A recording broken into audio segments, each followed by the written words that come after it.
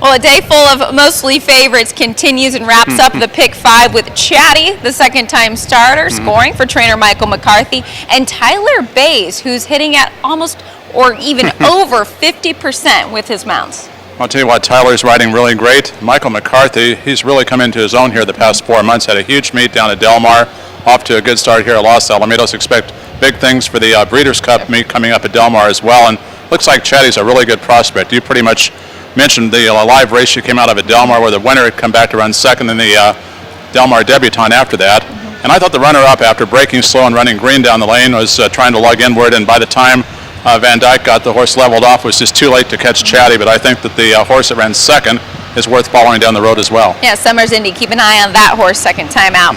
All right, now I think we're going to get into the prices. We spoke about this a little bit earlier off camera, that it felt like the earlier part of the card, maybe it was going to be a little bit chalky, but the latter half is where we could get some prices. So the 50-cent pick 4 starts off right here in race number 6.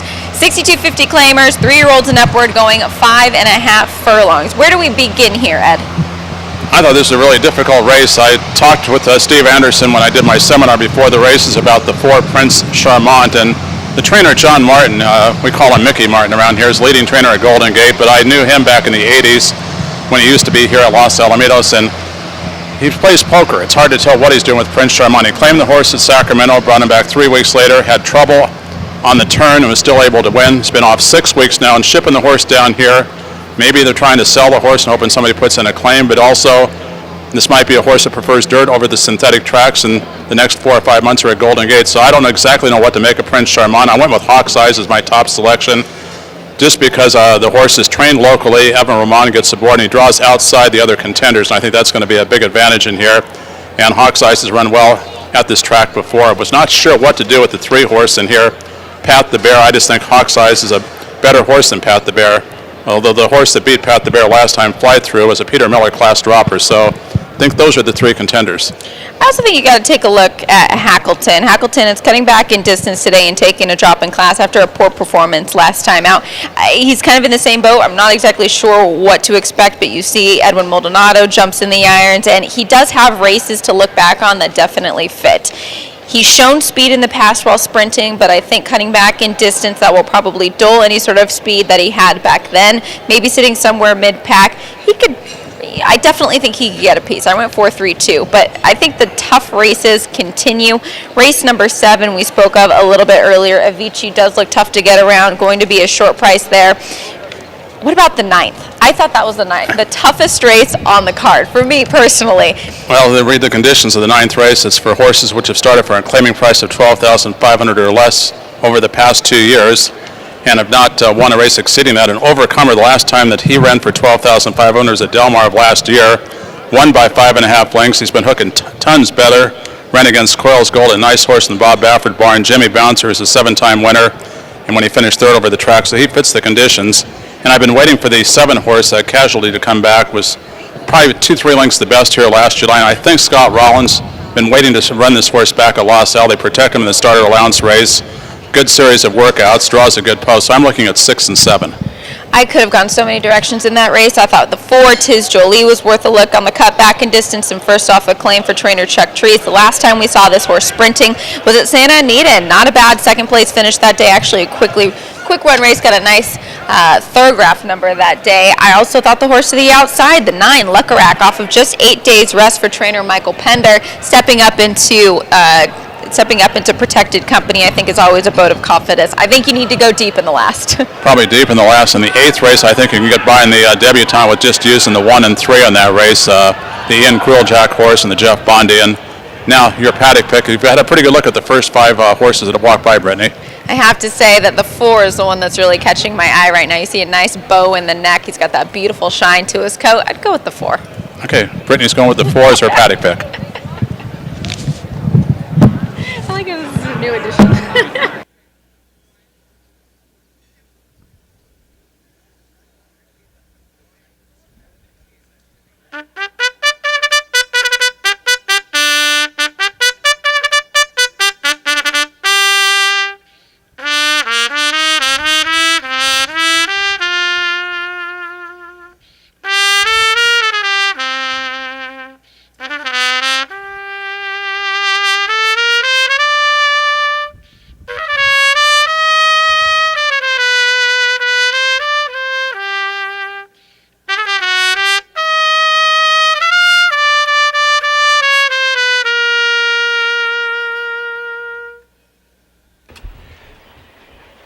horses for the 6th race are coming onto the track. This race at 5.5 furlongs, no changes. This race begins the late pick 4, post time in 8 minutes.